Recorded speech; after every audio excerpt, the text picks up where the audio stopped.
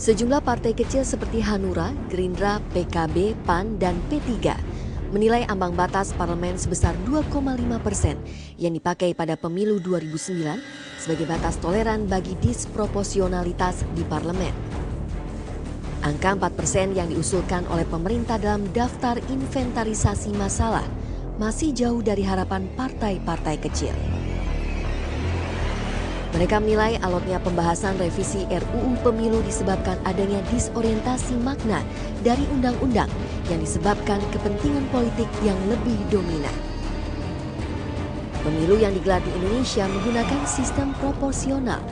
Makin tinggi ambang batas parlemen akan semakin mengingkari sistem proporsionalitas dan bertolak belakang dengan tujuan pemilu menyalurkan suara dan keterwakilan rakyat di DPR.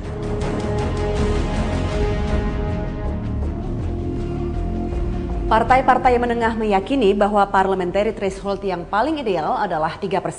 Salah satu partai yang meyakini hal tersebut adalah Partai Persatuan Pembangunan. Dan pemirsa, untuk membicarakan hal tersebut, kita akan menemui salah satu fungsionaris Partai Persatuan Pembangunan, Lukman Hakim Syaifuddin.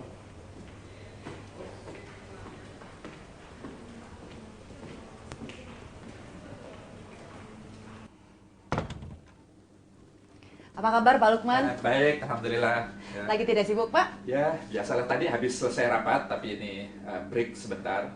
Lagi senggang sekarang? Ya, mudah-mudahan. Iya, ngomong-ngomong rapat mengenai apa nih Pak? Rapat mengenai poros tengah jangan-jangan? Bukan poros tengah, tapi program MPR untuk 2012 nanti. Sebetulnya kenapa sih Pak P3 itu menentang usulan parliamentary threshold hingga 5%? Jadi begini, mungkin sambil ini ya, saya bisa belum pernah juga menjelaskan. Memang ke ruangan Bapak.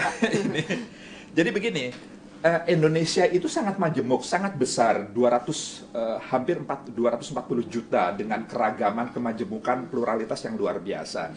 Oleh karenanya sistem partai politiknya juga harus mencerminkan keragaman itu. Nah, parliamentary threshold yang terlalu besar itu kita khawatirkan justru akan menafikan, akan meniadakan yang belum besar ini, sehingga kemudian perpolitikan kita sangat elitis, sangat hanya mengakomodasi yang besar-besar saja, dan ini kemudian tidak mencerminkan dengan keindonesiaan kita. Oleh karenanya bagi P3 sebenarnya bukan persoalan apakah 5% itu mengancam P3 sendiri atau tidak, karena bagi P3 5% itu dengan asumsi 560 kursi, maka itu hakikatnya 28 kursi kalau 5%. Bagi P3 sendiri sebenarnya tidak terlalu masalah karena P3 sekarang memiliki 38 kursi. Jadi masih ada 10 kursi kelebihan dari kalau pemberlakuan itu 5% untuk parliamentary threshold. Tapi kan P3 tidak boleh mementingkan dirinya sendiri. P3 harus melihat sistem perpolitikan dalam konteks keindonesiaan kita yang beragam, yang majemuk, yang plural tadi itu. Nah, oleh karenanya P3 menawarkan diri supaya tidak terlalu banyak suara yang hangus, karena bagi mereka yang tidak mencapai parliamentary threshold, partai-partai politik yang tidak mencapai parliamentary threshold itu, suaranya akan hangus karena kursinya tidak mencapai PT, dan ini sangat. Tapi bukankah kemudian ada lagi pemikiran bahwa dengan meningkatkan parliamentary threshold akan menyederhanakan sistem perpolitikan di Indonesia? Betul. Oleh karenanya yang ditawarkan oleh P3 adalah bukan parliamentary threshold, karena parliamentary threshold itu mencegah partai politik yang tidak mencapai perolehan kursi tertentu tidak bisa mengirim wakilnya di parlemen. Tapi penyederhanaan itu ya di parlemennya dengan cara membatasi jumlah terbentuknya fraksi.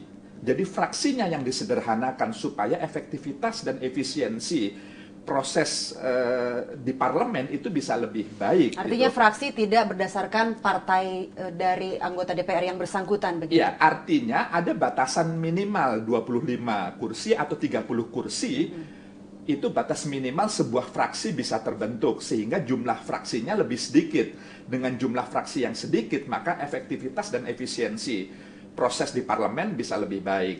Sehingga bagi partai politik yang hanya memperoleh satu kursi saja, itu dia dimungkinkan untuk bergabung dengan fraksi yang besar. Lalu bagaimana jika platform platform asal anggota DPR yang bersangkutan itu tidak sama dengan fraksi tempat ia bergabung, artinya kan tidak efektif juga begitu, Pak? Saya pikir nanti dengan dia bergabung di fraksi besar, setidak-tidaknya terjadi komunikasi di sana.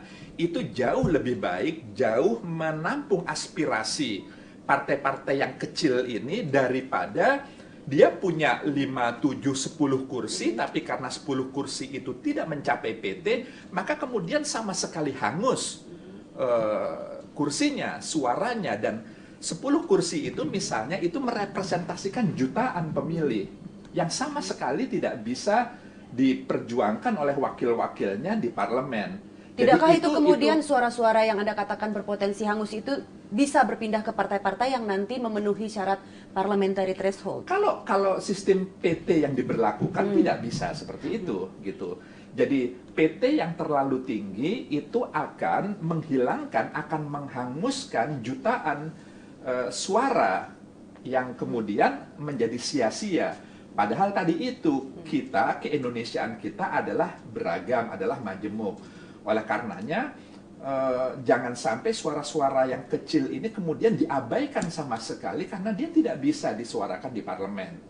Jadi inilah kenapa kemudian P3 tetap menghendaki angka PT itu jangan terlalu ekstrim, jangan terlalu tinggi. Kalau tidak terlalu ekstrim, tapi berapa kira-kira angka yang paling ideal menurut P3 untuk parliamentary threshold? Saya pikir yang berlaku sekarang itu sebenarnya memadai. Bahkan sebenarnya P3 menghendaki tidak perlu ada PT itu.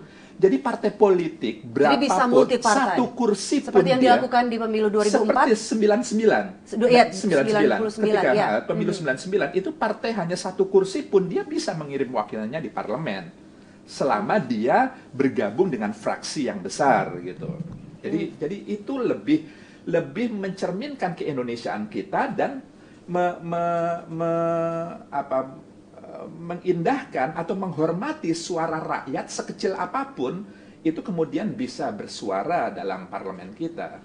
Nah, tapi kan sampai sekarang kan soal angka keputusan parliamentary threshold ini masih dalam polemik begitu, Pak. Nah, sejauh apa sampai saat ini, Pak, diskusi mengenai parliamentary threshold di poros tengah yang diadakan oleh P3 dan partai-partai lain? Ya, sebenarnya diskusinya tidak hanya di poros tengah, tidak hanya di berbagai kalangan selalu kita lakukan.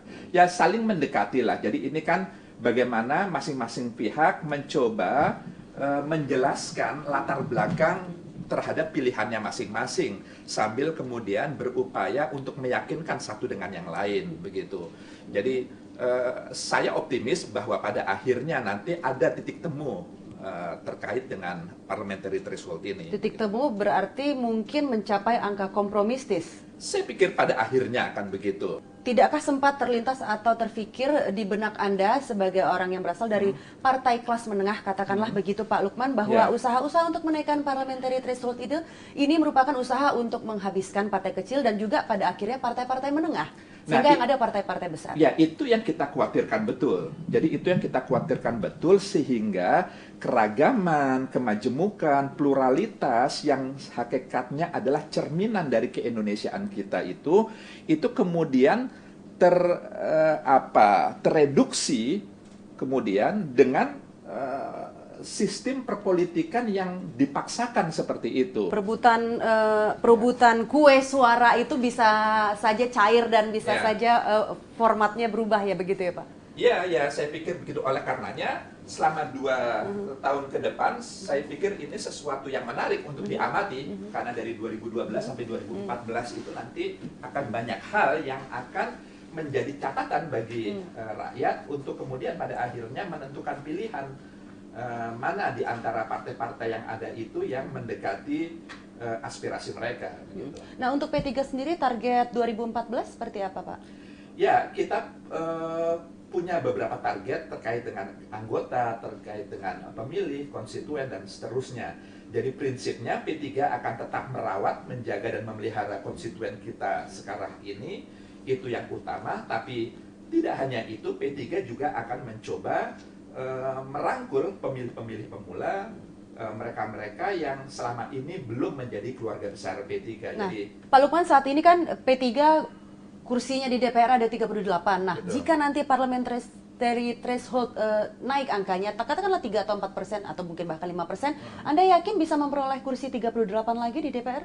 Oh iya, tentu. Karena P3 sejak tahun lalu dan kemudian dikukuhkan dalam muktamar yang terakhir kemarin itu, kita memiliki target-target capaian yang itu berangkat dari prediksi daerah-daerah, baik di tingkat kecamatan, kabupaten kota, provinsi sampai nasional. Jadi yang jelas P3 memiliki target akan ada kenaikan dari 38 yang sudah dimiliki dalam pemilu 2009. Bahkan kemarin. jika parliamentary threshold dinaikkan. Iya. Jadi, Berapa targetnya, Pak? kita belum bisa sampaikan sekarang karena ini masih sangat dinamis. Akhir Januari nanti kita akan mukernas, itu adalah saat dimana kemudian kita mendengar dari daerah-daerah berapa angka dari yang mereka sampaikan, sehingga kemudian mereka usulkan sehingga secara nasional kita bisa tetapkan target nasional itu. Ya, baik Pak Lukman, terima kasih atas waktu Anda berbincang bersama kami. Sama-sama, terima kasih kembali. Ya. Saya permisi pulang sekarang, Pak. Oh begitu, baik, terima kasih. Terima Senang kasih. berbincang-bincang dengan Anda. Terima kasih, Oke, Pak. Permisi, Pak.